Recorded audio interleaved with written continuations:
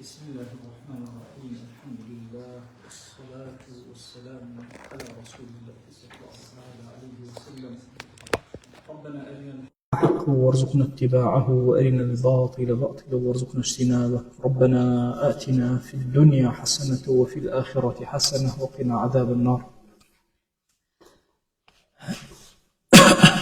موصاني برزق وشيستن لخزمت كتابي منهاج إمام النووي جيان بسر أبن ديارك يشنوت كتاب الزكاة لا كتاب الزكاة جبرك ما خندو أمر باسي باب الزكاة النقد أكيد وشيء النقد دو برانبري هي وشيء النقد لزمان عربية دو برانبري إيش يعني قرض الدين أو كلا بردستا مثلا أو النقدكية أو شيء القرض الدين لبرانبرا دو شيء ترهية وشيء ترهية كبرانبري أو سيتوكا مثلا كالايا عرض أو مثلا اشتاني كهاتا بيوتي عرض أو شيء كباري لبرانبري بيوتي النقد اللي رك أفرمي باب الزكاة النقدي نقد مبسي أولنية مثلا باسي تنها زكاة النقد أكواسي دين ناكا باسي لبرانبر عرضا دان راو شون زكاة عروض التجارة هي بجيا باسي أكات وأوانها أفرمي أما زكاة النقد وأما باسي أوشتا أكين كنقد سواء دين بقرض به يان شي بيان باربي لبردستا به هر قبولة لم بابا جاقي أبت واضح شونا كاوي باسكا باسي الشيرة باسي أويك لعروض التجارة بكينا دروب إير إن جاء فرمي نصاب فضة مثلا نصابك شنك فرمي 200 درهم تقريبا 200 درهم كأستأكات صفو تشل مسقال زيو أفرمي والذهب 20 مثقالا ويعني نصاب الزكاة شنك تهبت وزكاة أدي أجد 200 درهم تهبه صفو تشل مسقال درهم تهبه يعني إذا مسقال أعطونا هبه زكاة لسر واجب أبي بوزن مكة دي لو كانت وزن العراق والشام وأنا هي وزن مكة أفرمي أوان اعتبارك الأكات بيزنس قال وزكاتهما زكاة أعطوني شو زيوش شنك ربع العشر أو ربع العشر دائما حسابك بوشك على عشر بكما دبشر عشر دبشر يعني يبدأ أن أجري على الربع باشا يعني اللي يبدأ لك شو كبتشواره أكاتيك يعني تو هرشتك هبه مثلا لذهني قوتا تقسيم الدقيقة نتيجة درجة أو إيش تقسيم تشوارك نتيجة درجة يعني تشليك واضح شلون؟ شو دائما مثلا جاي عليه مثلا ثلث العشري مثلا أو كات عشرة أجرية كأكيد السبع شو إيش ينورك أو هكذا يعني كات السي مثلا يعني كات عليه خمس العشر جاري وهاي يكسر توشي أكيد تقسيم الدقيقة مثلا دوسطك تقسيم الدقة أكاتا شنك أكاتا بيس وانيا بيسك تقسيم الشوارك أكاتا شن بينج كو زكاة زيو شنك لدوسط درهم بينج درهم بيستك تقسيم دبك أكاتا شن أكاتا دوك تقسيم الشوارك أكاتا نيو كو بيز مسقالة نيو مسقالة كده لدوسط درهم زيو كشا بينج أو هاي دائما أو ربع العشر وخمس العشر وثلث العشر أمانك هي تريد أبو شرازة حلك يا ثلثاء العشر جاري واحد أو كاتيت يقدانك دوب إيكي بس بشر دو ورقري دانيش الله وهكذا يعني أو بابتك تلوكو تبينيك مثلا لا جناب فما قلنا تشليك قالين تشليك توتشيك استمادام زاني من تشليك التسبيب أم كسهرشان مالي هبو تو تقسيم تشليك درجة أما ياساك بو أم باري خوشمان أخوا كبلا برانبر ألتون وزيوايا باشا وهروها بو ألتون وزيو بو أشتايز كذا كوابو تشليك لمن أشياء ما تثبيته كسيجيد عليه مثلا عليه بون منكا كدفتركم هي تشن زكاة سط ورق عليه سطك تقسيم تشلك كانت تشن كدوني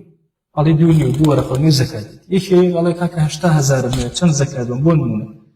لو 8000 طبعا زكاتنا كروك النمون باسيكم يكسر تو تقسيم تشليك الله 2000 زكاتك وهكذا يعني تلو قاعدة شن بالرجي بارك شو كبارة عفويتياني نقد عفويتياني هاي مثلا لباسي مرمالاته لتشلو مثلا لي قرين حتى صفو بالشيء وانا وبينه وتمان عفوه اللي عفويني اجد صفو فنجاي طبعي شيء ولو صفو فنجاي طبعا جيش تحد يكون زكاتك واضحة شوانا بون منكسك علي كاكا من بيزنس قالوا تشاركك معايا علين بيزنس قالك زي تشاركش الزكاتيك أو عفونية لنقدة بهيش يواز أو تلا واضحة وعفونية وقاعدة يجشتيها نقل مذاهب إخوان لسائر مذاهب أو هاي أو يجرك تقسيم يتشلك أتشني بقول هم أو هاي يعني نظامك يعني لدو صوتك بينجك بابتك هي زور قرين أم ديريك إخوان وفرمي ولا شيء في المغشوش هر ألطونك هر زيوك مغشوش بشتي تري تيكرابي ماشا تيكل كرابي أفرمي مغشوش يعني ما بستكوني مثلا هناك مثلا ألطون نبي مثلا كرابي بألطون لا مخلوط ما بس يو مخلوط تيكلاو كرابي الله فرمي لا تيكلاو كراوة الزكاة نية حتى يبلغ خالصه نصابا جاء سفلم أرزي أوردك حتى وكو خالصكي نقاتا باشا بزنس قالك الزكاة ناكل يا نقاتا دو صدر وكا زكاة ناكل أو تان لا واضحة يك نظري سريع لسر أو مسقالة كان عرسان كم ألطون لجيهانا هرهموي استا بستوشوار باش ألطون لجيهانا بستوشوار باش كألي آياري هجدة يعني شي يعني هجدة بشي باشا شي ألطون أي لدواي هجدك الشج باش كيتري مواد تري واضحة شلون؟ خالص لا مرزني نظامك أو هاي سيت كوت هجدة يعني شي يعني هجدة لبسوا شوار وت بسويك يعني بسويك لبسوا شوار وت بسدو لبسوا طبعا شوار است شوار أيرمان هي لجيهان حتى بسوار هي هجدة هي بسويك هي بسدو هي بسوار لو زيادة بويا يك غلطي جور هي لكل سنة لمسألة زكاة دانا مثلا بكسك ألين كاكا مثلا أجر بألطون بيومان مثلا بألطون بيومان ألين كاكا أجر تو بيزنس قال ألطون هبو إتتو زكاة أكوي مش باري لبازار حسابك إيش ألطون مثلا أبي عياري بسشوار حسابك واضحة شونا أبي عياري شو أجرنا ناكا تخالص أما تا است شو قران كاري مثلا ألطون ممكن دوای ماوەی تر ئەم عیاری 24 مثلا نظامەکەی بگۆڕێ لە جیهانە ئەمە نظامێک ئێستا دانراوە خۆ پێشتر نەبوو واضحە چۆن ممکنە بگۆڕێ بڵێن وەڵا کاکە 45 اینجا ئەکاتە ئەسڵ بەڵام هەتا ئێستا ئاڵتون 24 بەشە بەپێی ئەوە بەپێی ڕێژەکە ئەڕۆ جاری وایە سەعاتێکت هەیە ئەڵێ ئاڵتونە تەبەن ئێستا مسقاڵی دوو ئەمانەوە نەبیستووە باشە جاری وایە سەعاتی ئەڵێ سەعاتە ئاڵتونە دووە باشە عیاری دووە هیچ عیاری دوو ئاڵتونە يعني تنها دو بشي ألطو يتريهم غير ألطو واضحة شونا لما أم نظام ورقرن إما لما خشوشة لمذهبي خومانا حتى خالصكي نالا لما عياري هجدة كو أكمو شاني نقصان حتى وكو إيجاما بشتوارك أوليتر هجدة بخمسة إنجاج لو أشي لبيز مسقالي هجدة نكا لو أشي بلان كاكا بشتواري هجدة وهبيا سي هجدة وهبيا إنجاج أو واضحة أكاد تحدي زي بفيه لك أقول واضحة شون لبسوا لك كمتر لبسوا دواء أو وش واضح يعني جناب التنبيه يعني أم هجدة لما شو مسقالك يا مثلا هجدة مسقالك يا لا عيارك تعرزك عيار هجدة شش بشي ألطونية تقول هميشه ألطونة كيتا بسشوار باش ششي ألطون نية هجدي ألطونة باش أو هجدة ليه دسكل هجدة لو واضحة شو كنالا بيزنس خال أبي بيزنس خالي بسوتشوار وهكذا زكاة ناكي واضحة شو بسياق نايكي بسدو نايكي بس بسوتشوار كيكي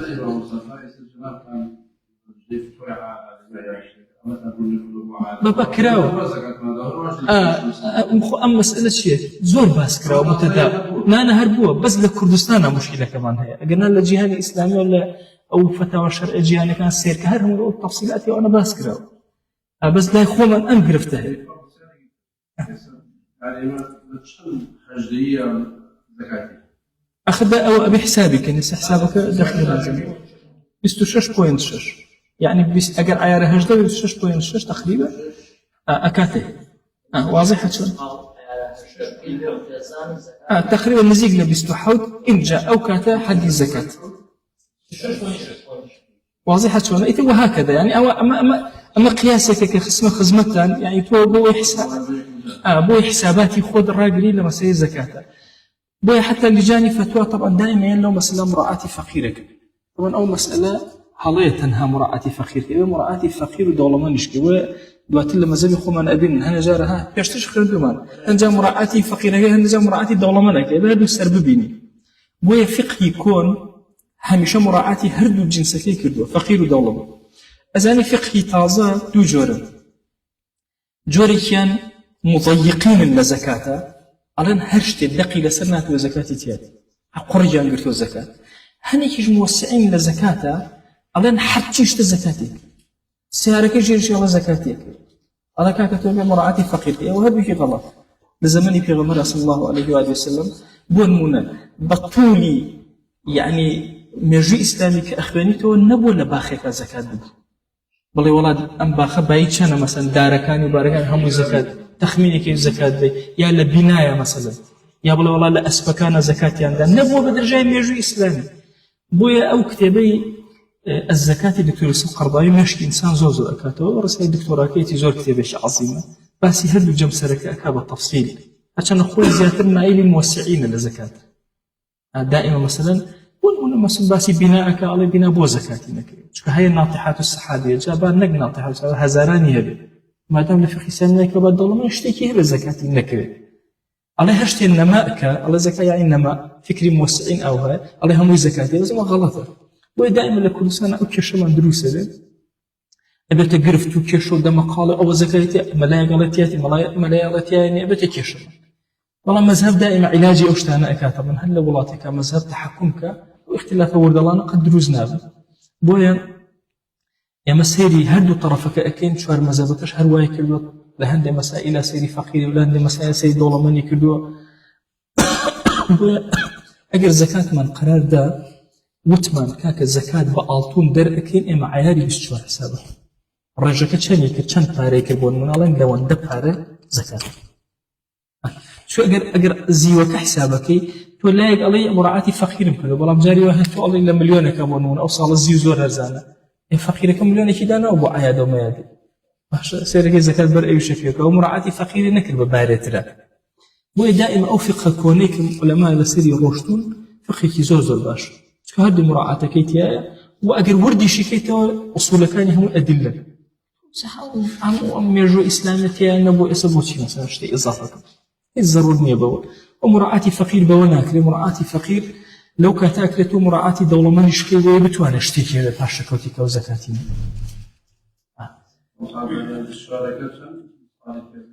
أبيستكتوا بالشوارك الصافية كي يستل جهانا بالشوار صافية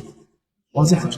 الصافية تو استأوى يعني استأبو شوازي يتر آية قران كاي يتر أبي أو أنا أو اشتكي تر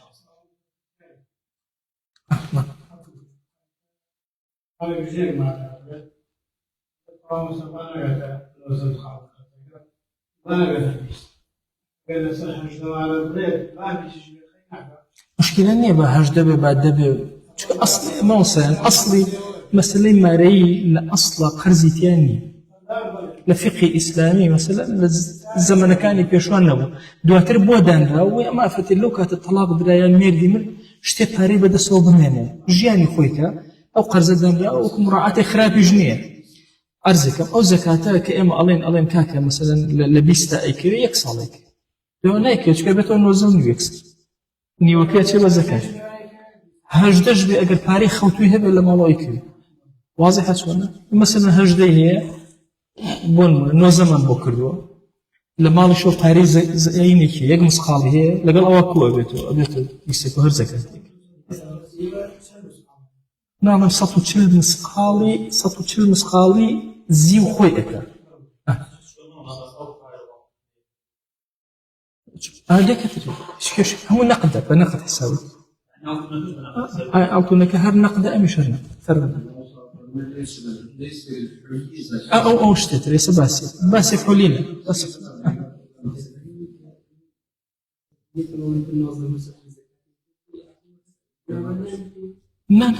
من وكو جنهبار طبيعية مثلا نعم يورج الزكاة بكيسر أو أفريقيا قينا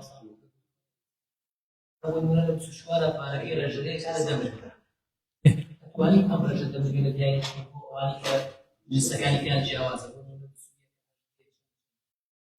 لا مش دكا كش الدمج رجل يعني كان يساعده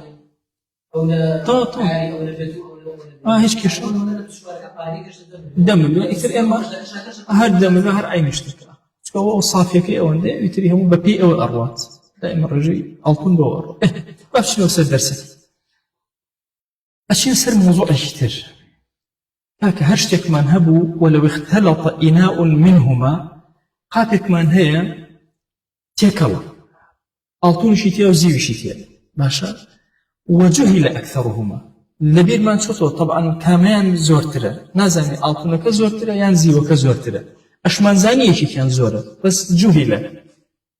باشا يعني بيشتر علم ما نهبو دوي لبير ما نشوفه واضح جهل أكثرهما الزكي الأكثر ذهبا وفضة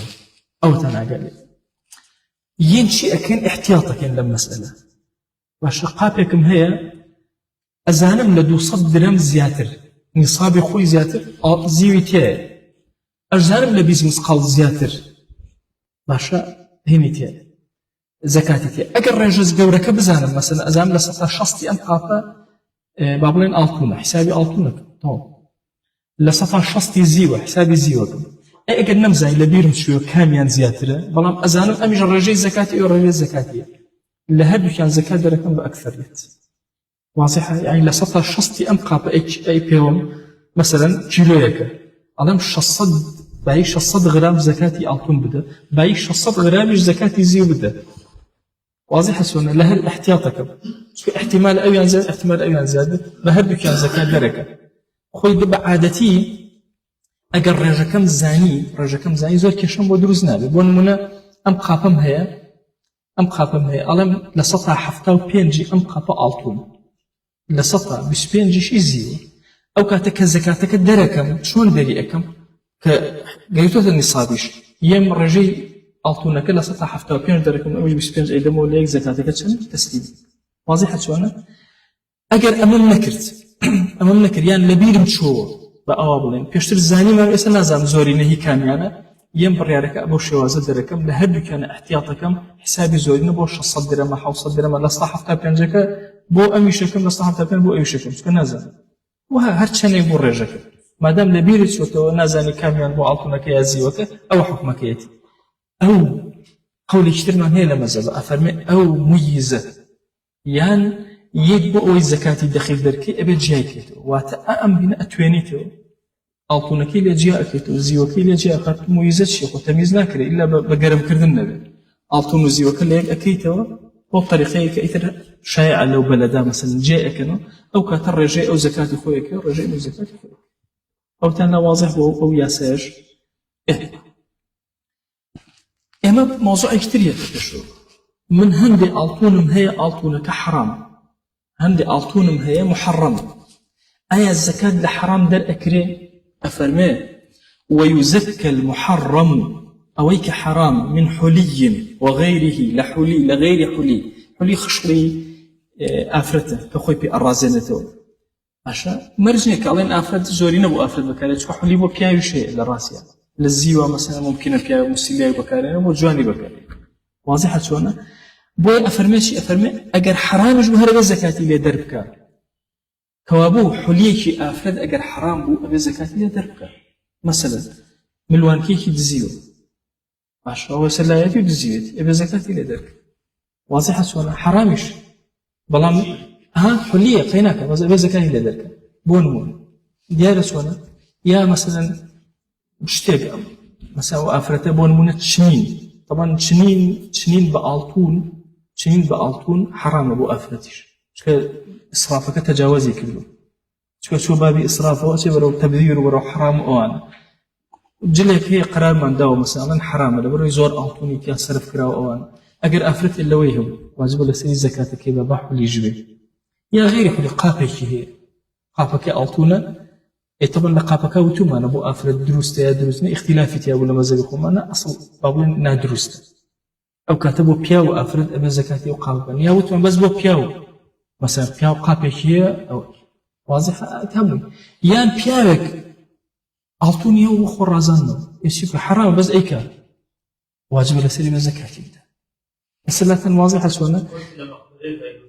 فلما أو ينسري أو بابتي يشتري بس أما بيجرينها لحلي وغير حلي ما دام حرام فاشا أبي زكاتي لدركه للمباح في الأظهر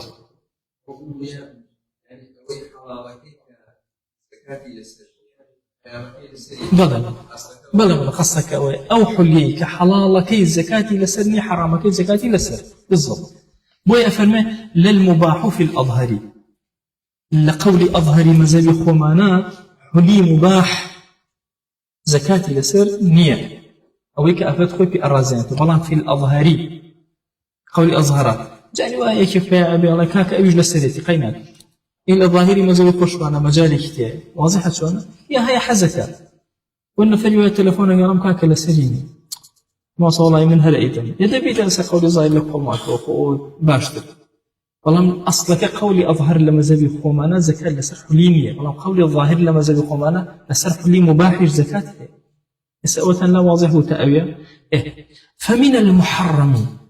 يعني شون حلي محرم تيمالي أنا أفرمي الإناء قابو خاشاه أوانا والسوار والخلخال للبس الرجل وهروها باصن خلخالي قاسو أمانة وبياو إذا بياو أمشتاني هبو إحرام بي زكاتش لسر واجبة فلو اتخذ طبعا نيوتو اتخذت اتخذ يعني بياو اتخذ الرجل أجل بياو سواريكي مثلا بازنيشي هبو بلا قصد إنما بس حليب ونما بس حلينو سو زاني مان أجل ما بس حليب بياو كزكاة لسري واجبة أفرد ما بس حليب زكاة لسري واجبني باش بلا قصد بياوك عندي بازني هالقرتوه هجمة بس يكشيني أو بقصد إجارته لمن له استعماله يعني أيز بيا بكري بو كسيك مثلا كبوي حلال دكاني كي خشلي هي بكري أيضا مثلا أنواع ملوان كوب شتوين وهذا أعطوني هي وإذا بكري جورك لك سابق فلا زكاة في الأصح أم بياوة كأماني هي ما دام لحلالة أو حلية بكارية لا زكاة في الأصح أخذه بوشي هو إجارة بيدا بكسبه أو خالك زور قرمي بياوك دكاني هي دكاني ألطوري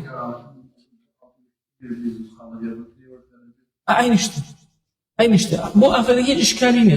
حلية وأوان بكشت كردي شيء مالي التجارة بفروشتن شتيكا يا أرشتتلا يا أروه كري خانو أو أيداتو يتو يعني خدي اشتكنا ناروا بابي كيدو هاي باسي أكم بابي معاوضة هرشتي معاوضة نبي توشتي بروشتي بيتا برابري يعني اشتكي لملكي تو درتو اشتيتي أو ناكات مال بازر يعني أبي إلا معاوضة بإنجاب مالي بازر يعني دوات المال بازر يعني باسكين بس أوي كجرينجا أجر كسر الدكان كي دانا أنواع خشلي جواني دانا حلي دانا بوكري آية أو خشلانة زكاتي تيايا نخير زكاتي تيايا لا أو بفروشتني أو تجارة لا بوكري أيضا لكرسانا نية طبعا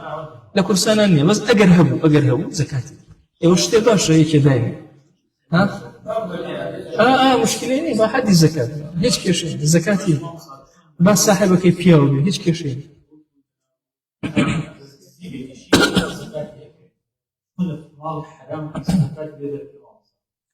آخر أوين لما زاد خمانا أما الله والقياس بهم جالتي حرام ما صار كبرت جالس لا أو بس الشيء أما حلي خوي زكاتي تيانية بس كأما حلي زكاتي تيانية واضحة شوانا نعم بس أو مال حرام بس بدأ دسي زكاة شو هرشتي حلال زكاتي نبو أبي أوابلين أجر بحرامي شو لا يكسك زكاتي ولا زكاتي واضحة شوانا أو أقصك أمي حليك خوي زكاتي نية كيشي نية بس إسر الحرام بكارية نبر عقوبة زكاة ليس واجب كان ولا مزبوط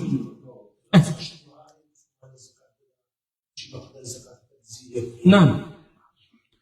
واز ما لي توشي ما قيناك أزال لكردواري خواه مشهورة لكردواري خواه مشهورة دزي لقرباني كي دزي لزكاة كي وانا واشتتر باشا بس أو زور مهمة بلا قصد أيضا مثلا كابرا كان أعطوني إنما بس أويا بفروش بس أويا بدابة نويا حليبة نا داينا وكروي هيج مراد وسيشين أي أما أحكام الشيء أي أما زكاتي لك حليشة زكاة لا حلية شكا أويك أبدا حليشتك أويك نقدشتك ترى كبوبا بارخ قزيشترى وكذا لو انكسر الحلي وقصد إصلاحه بياوك حليكي زوري هي بونونا زرنگرك ألتونيكي زوري هي ألتونك شكاوة أيوة تشاكي كاتو والله تشاكي نكردو هرداينا صالي بسراته زكاة النك سكلا بابي حلية وشكاويشة قصدي أمبيا ولا دانا نكت شاكر دنيتي نفروش دنيتي نبا إجارة دانيتي نبا كارهنانيتي وكو حليتش وكو كأنما قصدي نبي واضحة سؤالنا هو أول شرقينا كزكاة نك وكذاك بو أو فلا زكاة كأجرته ويحرم على الرجل حلي الذهب بياو حرام خوي برازينته بألطون إلا الأنفة أجل لوتي قرتاو ألطوني دانا ولوتي قيناك يقول هاولان زيوي دانا ولوتي جني وشويز إذن داك ألطون دانا مجالي ذلك لوتي برابو لوتي كي ألطوني لا خومان هي نازم خاني لبزيرين وشورة باشا الله دسي برابو بزير جاء الله دسي برابو بزير يعني يمكن وشاكو مشهور بخاني لبزيرين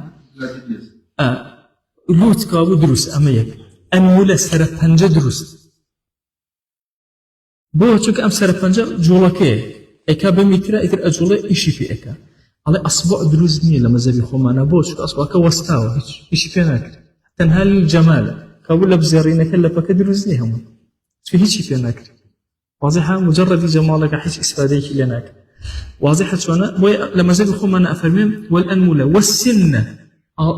أعطوني كده نك أول خمر قواغيانتي أكرت قواغيكي أعطون نهر أعطوني كامل كرابة دانيك أخرى شوين أو قيناك دروست للأصبع أقوي أو بلين أبي بلين أصبع يا أبي بلين إصبع أو يعني لغتك أو يا مشكلة يا الله أصبع ما شاء الله أخوار وتويتي ها الله مثلث الهمزة والباء يعني توتشي أكي الله أصبع علي أصبع علي إصبع باشا عاشركش أفرمي شيء طبعا هريك شان أبوري مثلا أصبع لقل أصبع بكاري ضمك لقل صيانة بكاري أيتي أو كات النون لغة دائمين يعني أصبع بوا أصبع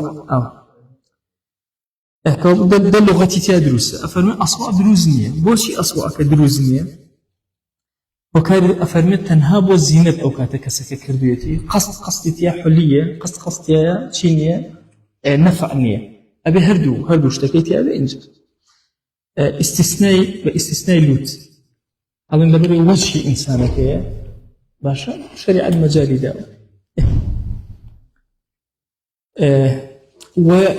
ويحرم سن الخاتم على الأصح طبعا مشهورة كألطون مرمى زيو رقم ومشهورة هي كتب يكون همي هاي كأجا مسيليشان كذب الزيو به أو دانانيك كذوان أبو أو مرغانا كبجري سيرة كبجري يعني أو شتيك خلاوة سيتاجا كبجري باشا أو آتون لألطون دروسان كذا والله أجر أو سنج ألطون بيبو بيهر دروزني أفرمت شيء ويحرم سن الخاتم على الصحيح صحيح مازال خومانا أو دانانشي أو حتى دروزني فهو زيوكي خالص ببكات الدسي به شوازة ألطون بكارنا يعني بنسبة بياوك حلي ألطون بهم شوازة لي حرام ويحل له من الفضة الخاتم بياو بوي دروستا كخاتم فضة بكار بينه أنقصي لي مثلا بابلا نزيو بكار بهنه جائزة بوي وتحلية آلات الحرب أو أدواتاني جنك هيتي كالسيف بون منوك شمشيركي أتواني مثلا زيوي تيا بكار بهنه وأتواني مثلا والرمح أو الرمي كهيتي بيتي أو كشتواني كإبسي منطقتي لا ما يلبسوه أو مثلا لبري أكانات وأنا بزي أو وكو مثلا زيني ولاخكي كالسرجي يعني لغاوكي أو دمي ولاخكي بيقرتو في الأصحي لقولي أصحى أمانا نابي لقولي صحي أو أنا شبه فأبو بزماني أمره مثلا سلاحي هي شوين السلاحي كيلو بزي وقينا نسبة بيا وزي وكدلو سلاحه ليا بكار بهن ديو إشكالي شي ما أنا أبو ولاخكي أبو ولاخكي نك ذاتي وليس للمرأة حلية آلة الحرب طبعا أول شريعة مجالي أبو بيو آلة حرب ترتيب كاتو ألطوني بيو هين زيوي بيو كاتو مجالي هي حلية وبكالية يعني بإسراف وحساب ناكري مثلا بكالية يعني وحلية وكو خشوب وحسابك وبلام أفراد أجر بي آلة حربه بيبون ونشم شيريكي أفراد خنجرك بكابا ألطون مثلا دسكي أنا نابت بلام ولها لبس أنواع حلي الذهب والفضة أنواع جوري حلي لألطون لزيو خوي بي أرازين تو لبري أكا قوري بشوكا هم دروسا وكذا ما نسج بهما في الأصح هروها أويك بهيئة شنري لقول أصحي مزبخما دروسا لصحيحة بيشتر عزم كردن كلا مزبخما نفرمي أويك إسراف دو أتجباسي أكا لحد خوي تجاوزي كرد أتتبع محرمك وحرامك بلان بعمومي مثلا جليكي هي شنطالكي ألطوني فيها كراون يقرأ فكاني توزي ألطوني ويا زي فيها درسته وقت خوي بوبروك ونازام بشتوين أنواع اشتوه سوى لذا كم بوته باش كلاو هو كلاو زرو نو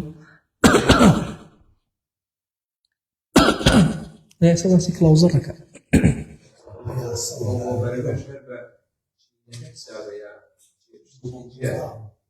لا والله أهلت هناك يعني حلية كبكاري هيك شيء درست يعني إشكالي كينية ببي منطقة أو زيادة كني إسرافة فرقك مرجني هم شو كان وكو يبي يعني مثلا لا إما بلاي فلان كصد نسخة عطوني هم خلق على صد نسخة الزافو أنا بلا صد نسخة هيج تأثير هناك زور عادية يعني رجيتي أساية يعني لنا كومالك ويبي كومالك فرقك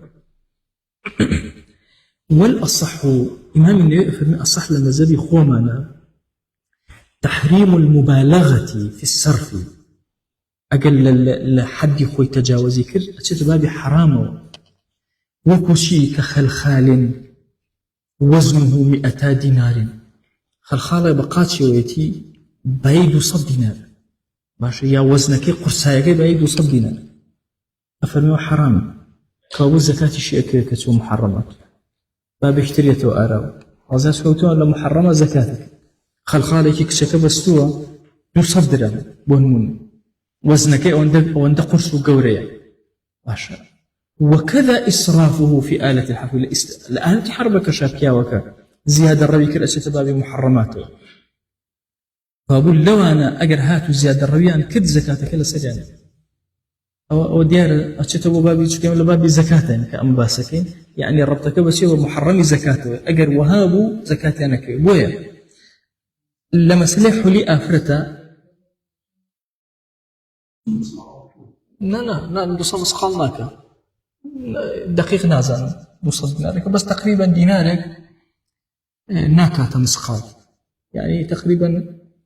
أخوي ببي زمان كان يجورا ولا سرته وما كان كاتا مسخالك وتشندانجك بس دواي ولد كم بوتو أو أنا كم جارك تلسكرا جورا بس دواي جاء أرسنك اسم شتباس كم لبيرمش لما سلح حليك فأبو حليك قاعدة كلا مزبي خوما نبمشي وازي علين حلي آفرت الزكاة نية أجر لحد يخوي تجاوزي نكردبي واضح شلون أو قاعدة كيتي حلي آفرت لما زبي إيما الزكاة نية أجر تجاوزي نكردبي أجر شو بابي إسراف وزكاة ديارني عرفي منطقة تحكميك سوي ما من مسأوي تحكم بنمنا مثلا لا إيما ئافرەتێک بۆ نمونە هینێکی بەس بە قاچیەوە 100 مسقاڵ ئێوە تاوە زەکاتێک مەسەل لە حەدی خۆی تەجاوزی کرد بۆ نمونە مەسەل بەڵام لەوە چی لە زاخۆەوە بکە زەکاتی نەکە ئاسایی بێ واضحە چۆنە بە پێی عرفی منطقەکان فەرقەکە ئەویان ناتوان ئێ لە سعودیە کابرا هیچ نییە بابیک لا ئێمە مەسەن زۆرە دیارە ئێستا یعنی منطقەکە تەحەکومەکە مهم ئەڵێن لە مەزەبی خۆمانە ئەو حولیە زەکاتی نییە ئەگەر ئیسرافی نەکرده بێ وجواز تحلية المصحف بفضة بياو أتواني أجر قرآني كي هو مثلا مصحفك رازان ديوبا بزيو برقكي رازان دو دور ويقينا دروس إشكالية وكذا للمرأة بذهب أجر أفرتي كيش رازان ديوبا بألطون بس كشيكي أبو بياو كحرام مصحفك خاص خوي هي بألطون إي رازان حرام بەڵام بە زیوی ڕازان هیچ کێشەی ئافرەتەکە بە ئاڵتونی ڕازان تۆ مصحفی خۆیەتی و بەکارێنێ و کێشەیەکی وشرط الزكاة النقدي أو باس ما كر زكاة النقد نصاب وشتكي ما هو باس كر أفرمي يكشتي ترماوه يعني الحول أبي الصالي شي بس رابطه وني يكسرته الزكاة نعم أبي الصالي بس رابطه إن جاء الزكاة أكيد لو أشي فرسيارة بيت أرى وبلين أيوة بس أعطون زيو من كده خزوشتي ترمان هي لا أعطون زيو زور جران بهاتر أسئلة جهانا مثلا عليه ولا زكاة في سائر الجواهر كاللؤلؤ حرام اللؤلؤ مرجان ولا أشتبه قيمة أنا بالا لا أعطون جران تربية مثلا يا لزيو زور جران تربية زكاة تانية شريعة مجال ذا مثلا يا بيشي دولة من هي باشا تسبيحي كيفيها مو لؤلؤ ما يصدق ترى زكاة واضحة أو وين دولار يجرب ما حرامش ما هيش كشيء أو في شيء لنعمة كان يخاف بكان هيش مشكلة يعمل لباب إسراف ببي فقير دياري ناكري وبي شخص كخوي أكري لو أشي خواردن هبل لماضي فقير كان لابن إسراف لما يدولار ناكري يعني إسراف منه والشريعة دائما مراعاة أولا يعني يكردوه مثلا حتى للنفقات شيء لسر أمبيا وأكل إنجا حتى الأحكام مثلا خلان بياني أدري هو فقير اشتكي كامل أسنة أو الدولار اشتي زوري لي أسنة همو يعني مثلا خز مكان أمو زكان همو كو ابنو هذا يخوان أبدا وهم بيكساين نادا وفي قدر يخوي هذا تو تشمت هي أو اندم هي هذا أو اندم أو يتر أو اندم أو كانت أجد دولة مسلمان منظم به همو نفرقان طبعا دولة مسلمان لقل تنظيمك هي أخلاقك زور برزيتي كسيتي خوي ما شارد خلا خواقاي توشي أجر بيتي يقيني هي إخوة بركة بريئكاته أي تو سبحان الله دولتي مسلمان نبي بركة جنابي تو دائما دست قريته وانا دولتي مسلمان بعكسه يعني سيما بيركينا باشي ما بكر شلون جرأتي كحر هيج نهيلك وهيج آخرها تيش تبي بخشي باش الدولة مسلمان أخوة بركتك أداء وسري دياري ويكس خلا خواقايتي زكاتك بدأت خواقايتي مثلا حق إخواتو تسرب تو بس جاب الجيك وقواتي حكم إخوان جاب الجيك مو جوازه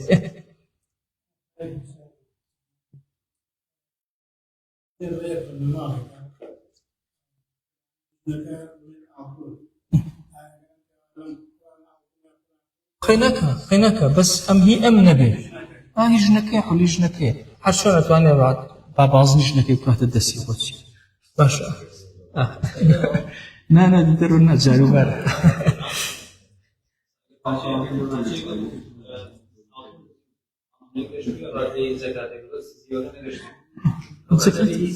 نعم بس هي أعطونك أو كباس ما كت بيشتر هدو كان قشطة بلي زكاة لكن نقشطة بلي زكاة زيو كزكاتيني واضحة شون دواي باسي إكاك نقد كان آية تيكلا كرين تيكلا كولا عروضك تجارة زيادة وما درك أتشين سر موضوع أشيتر معادن ركائز تجارة ركاز تجارة سيرك معدن شيء معدن من دم مادة أدوزمه ولا من مادة شتير أدوزمه ونمنا شاخك هي أم شاخ أقرنك يا خولك إيه أنا أيتوين ما وإيش أبيت عالطو بونه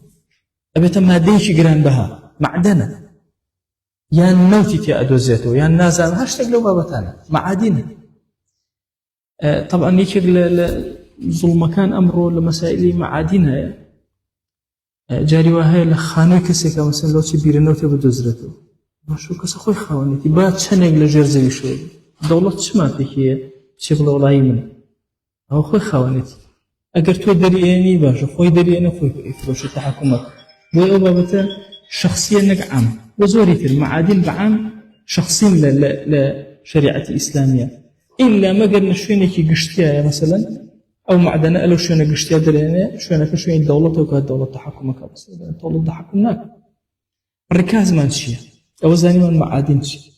الركاز أو آيات أفرمين لا تسمعوا لهم ركزا يعني صوت خفي بيان لنابسي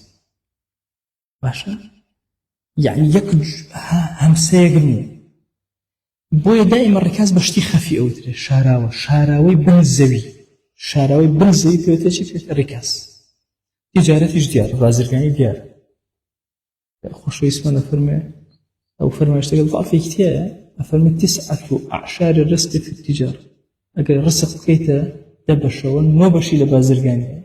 يكبشي رزق كانيتر معاشو لازم ميراتو لازم شي همو تادوعي هر همو يقدر بلان بازرقانك اخوان نو بركتي سرزي خصوصا بازرقاني تهر شتي بازرقانك أفمن استخرج ذهبا أو فضة من معدن شوينة كي دوزيو كانغايا كي دوزيو أم كانغايا زيوي لدرهنا معدني لدرهنا لزمه ربع عشره كجيش تحدي الزكاة طبعا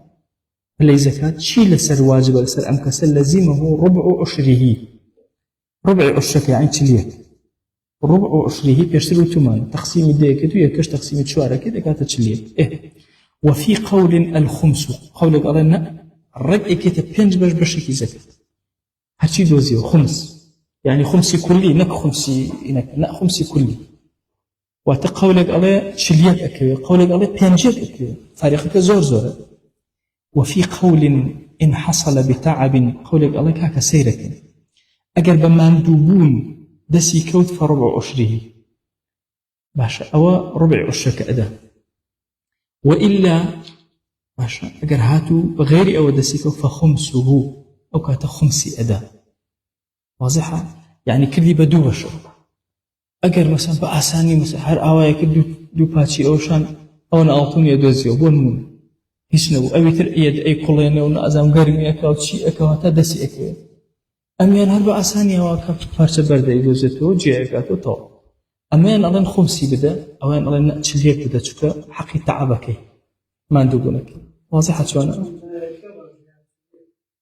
لا بيانجيكا زورة لا بيانجيكا واضحة بيانجيكا أكاتا شنك يعني تو أقد بيانج مسقالية ومسقالي أدا أبي تر شنو مسقال أدا جوازك زورة فارقك أو حسابي تعبك وكرا حسابي عدم تعبك طبعا معدنك وأرسانك معدنك لا حولي نعمة مجرد لكاتي دوزينو كزكاتك بس بقات النصاب بون منكابرا مثلا نقشت بيزمس أعطوني يمكن سي مسقالك دسكو دواء زكاتيني بس باسيتين للتوصيل وديار أو شونا أبي بقاته بس نصابك وطوع في كشماني طبعا كاتب بيزمس حد أقدر زيو بو كاتب دو صدر ما كسطوش المسقالة أقدر أعطون بو كاتب بيزمس خالك أفلو ويشترط النصاب للحول على المذهب فيهما عشان شلا أعطون شلا زيوكا نصاب تحكمك بلا حولين لو كاتب إيدو زيو ليش تحت زكاة اليدرك أو ويضم بعضه إلى بعض إن تتابع العمل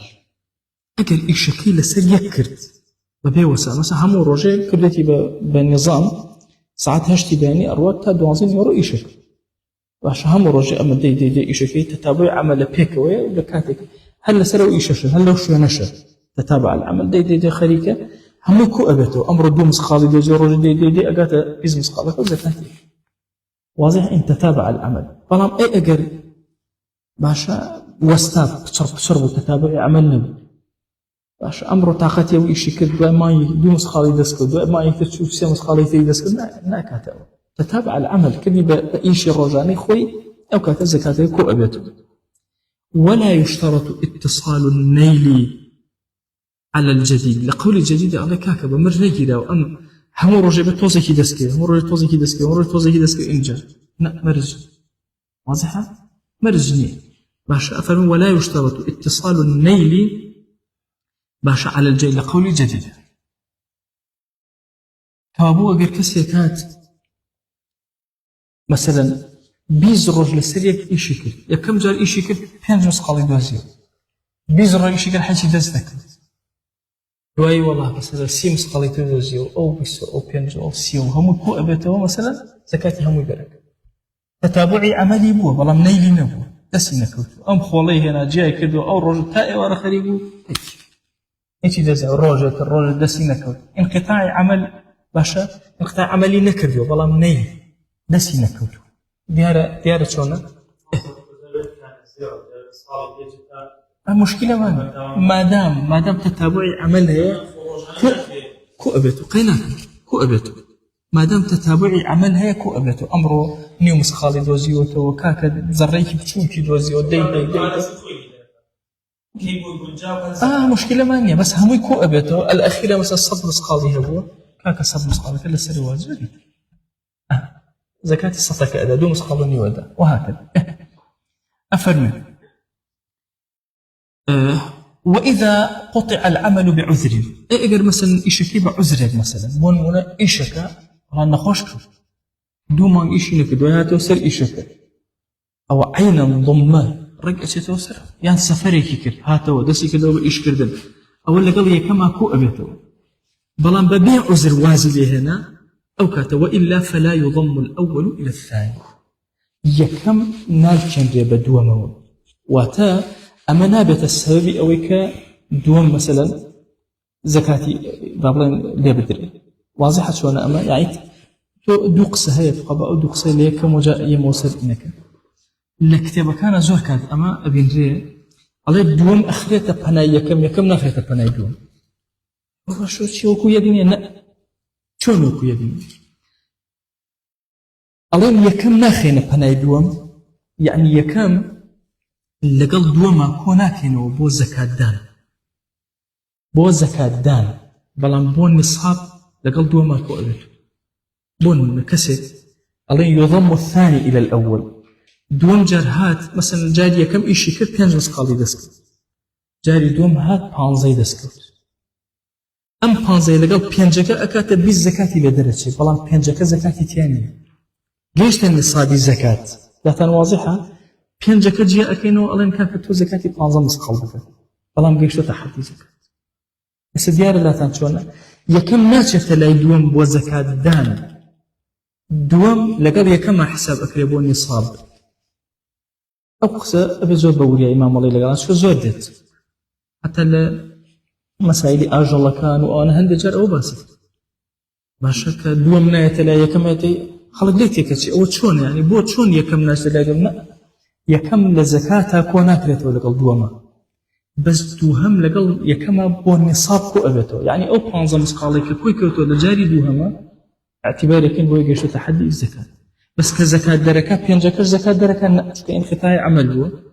ألو زكاة درناك بلام لبانزا كيك هيتي زكاة هي دركة آخر أقام لا آخر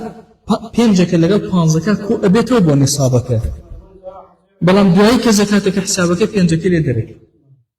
بس أوتن لا واضح أو قصير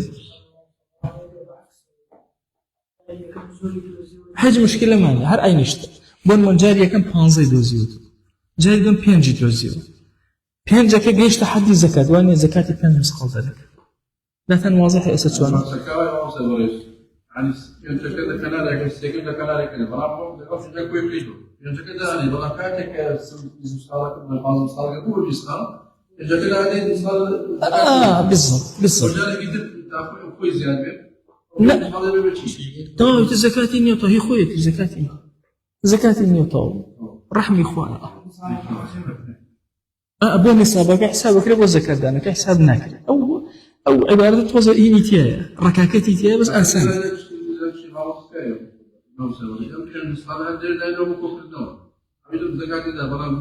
مشكلة ماني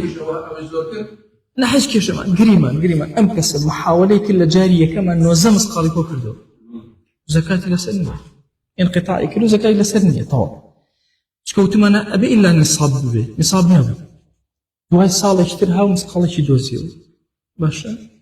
ئەو مسقاڵە زەکاتێکی بەس لە یەک مسقاڵەکە چکە يضم الثاني إلى الأول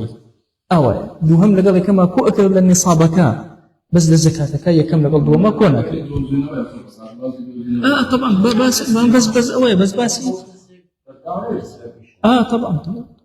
تتابعي عملي نية انقطاعي عمل هو قلنا تتابعي عملي هبه هو مو يبيك وزكاة يكجر لو جارك يعني فتوى إصابي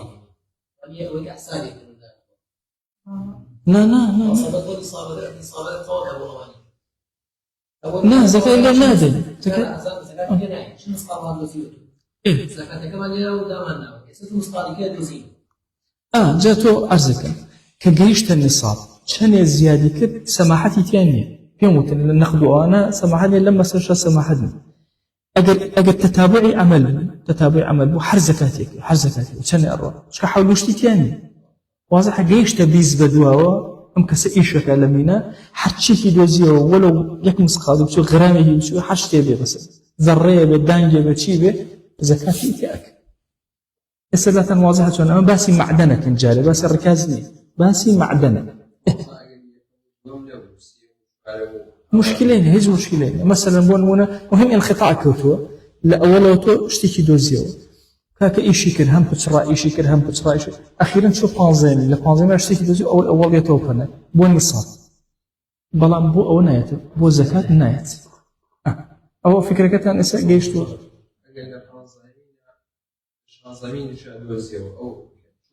اخرنا لم لدواء اترك جيشت النصاب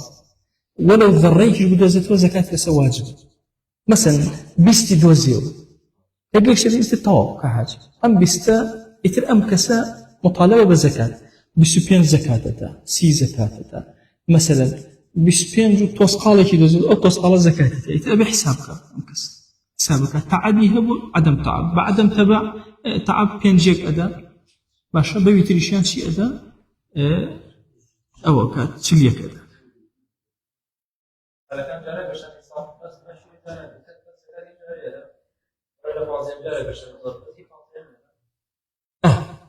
اوي بيشتر كنا جيشتو نايدا واضح شلون حتى بونونا ام جارت وزكي دوزيو جاري تيش توزكي دوزيو هر نجشت الزكاه جاري تيش توزكي دوزيو هر نجشت الزكاه انقطاع اجبو اما هر اعتبارني الاخير يا انا جيشت الزكاه اللي هو الزكاه ادا بس امانه زكاه يعني لا بيشو يعني ام نظامك وتمانه بويك جادو جارنيه مهم نظامك يا سايك وتمانه هر هم زكاه اللي ادري بوشوازه كجيش تحدي نصاب شكله معدنك وزكاتك أبوي أفرمئها سير كان أفرمئ وإلا فلا يضم الأول إلى الثاني ويضم الثاني إلى الأول ماشا يضم الثاني إلى الأول كما أو تاو تأوي إصح باسي معدنك وتيجيشتو أم بابا وكتشيوايا كما يضمه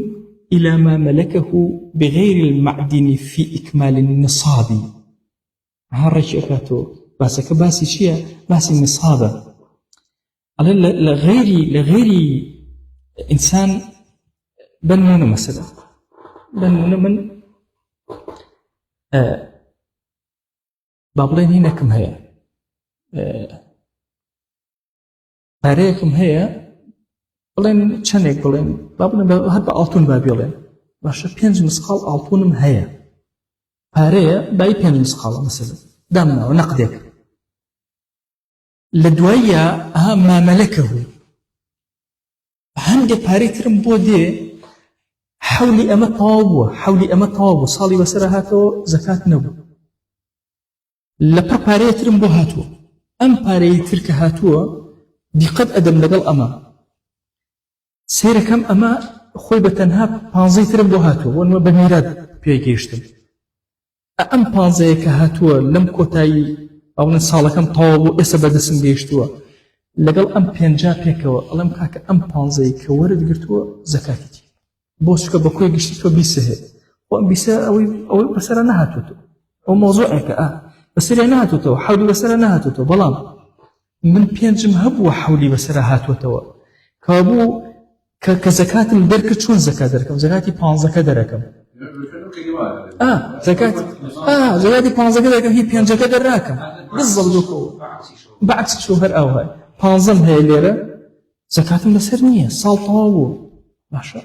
لا برينكم بوها باشا ما ملكه اشتيكم ورقر بهر شي وازيو باشا مثلا ماڵی بازرگانی من نەبوو ئەوانم نەبوو بە هەدیە بۆم هاشتێ لە شێ مهم لەگەڵ ئەوە کۆ ئەکرێتەوە بەڵام کاکە زەکات لەمە بدە خۆ ئەمە ساڵی وەسەرا نەهاتوێتەوە بەڵام اعتیبارم کردو لەگەڵ ئەمە واضحە لاتان چۆنە يعني لا يضم الأول إلى الثاني أما ناچێتە لای ئەم پێکەوە زەکات بدرێ بەڵام ئەم لە نیسابەکە في النصابية لای ئەم زەکات لێ ئەوەش قاعدەیەکە لە مەزەبی خۆمانە ئەوە واردە زكاتي أو بشاء ذاك ملكه بدون حول ولكن بسبب الأول كما وكهيت ديناوة صار نصابا أبت النصاب وكانت الزكاة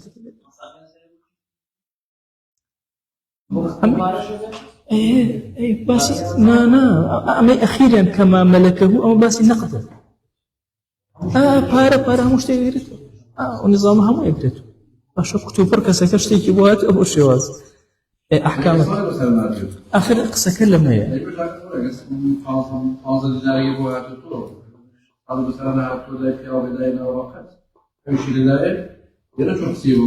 لا أقصال شيء بس أنا عينيشته أسألته بنمونة مثلا من بينج مسقالة هي بأم بينج مسقالة صالي بس أنا بيته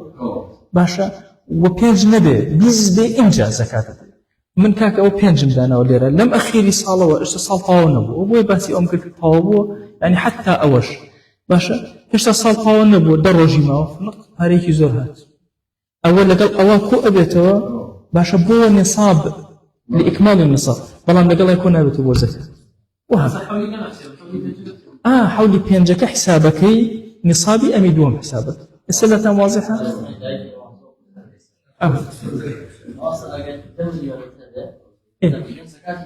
باشا يقصد شو بس كان وايد هانصمان دم يرتب يتبع لقد دم ينتهي شو هانصمان شو بس تكملين إصابة بؤك بلام زكاتي للنادرة للذكاء تنهى لدي دومات مشكلة ما أزايش اشتيك عرسكم ورده كوب بس اشتيك ما ملكه باش هاتو يكسر كاتب بلاي نصاب بهالدكان ورده كوي كاتو صالح حسابنيه كي يجيش بلاي نصاب إنجاز صالح حسابه واضحة بون منا كابرا ورده كو أكاتو دي جيش بيزنس خال أو كاتو لبيسكوا مصالي وداءنين بس أما باسي أو أكين يعني كابرا بو تخاوني اشتيك لغير معدنة باسي معدنة كالرشد باشا إكمالي نصابك أو بيشوءك بلام زكاة لو يبيشوءنا يعني تقول لا أولي حول بواغلا أولي حول بينج مسقالته لأخير حول كتوبر كاكا بانزا مسقالة تريبوها بو بچن بو بيس تو نصابي أمي بي تكميل كرا فابو تو بيس هي إس لأخير حول بس لأولي حول وقوتو نوبو أبي تو إس حولي تازل دابني وانيا بلام أم باري كتوبر بوتهاتو أم الرجاء يكسر سركوت علي أعلى زكاة بدل نكلة ويكشو والله أوي ورده زيادة كان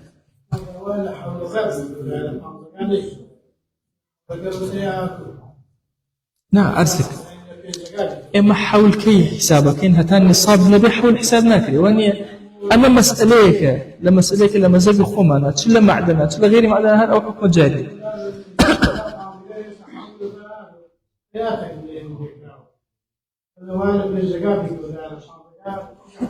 لا هناك بعكسه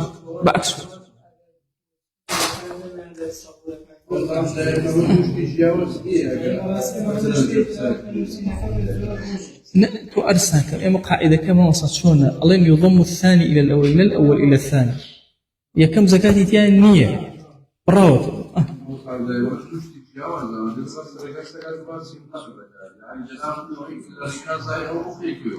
أو قارنيك وسددر واحتمال كانوا كسيك صارفوا ويقرأوا لك صاروا مثلا شو لازم كذا كذا كيف أنا على تقول لو بيتا بويتو يا بالي أوي كبيتا بويتو كما أجات بيس تو أرسناك أول بيسا ما ملكه كبرا كتوبر شتێک هاتوۆتە سەری و بەو شێواز حکومەکەی ئاوە تەکمیلەی نیسابەکەی پێ ئەەکەین بەڵام ئێمە تەکمیلەی زەکاتی پێ ناکەین بڵێن وەڵا ئەوە زەکاتەکەی ئەویش بدە ئەو قاعدەیە بۆ نەقەت هەروایە بۆ معادن هەروایە باشە برایان با بچین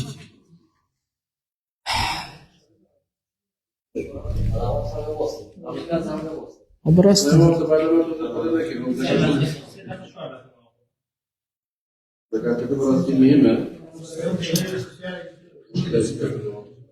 باش گیان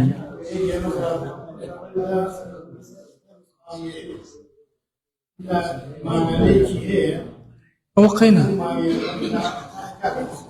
حتا نەگاتەوە بیستەکە مشکلە نییە ئەو وەدەولەکەی گیر نیسای بۆ دائەنن بەس ئەو باسی ئەو هەبوو بە نیساب ساڵی تازە بۆ دائەن کێشەمان نییە بەس ئەو کتوپڕ پارەیەکی زۆریە بۆ کەسەکە آخر أذان أو جوازا لما أو جوازا أو كنت تتابعي عملك أو هاي وصلى الله على سيدنا محمد وعلى آله وصحبه وسلم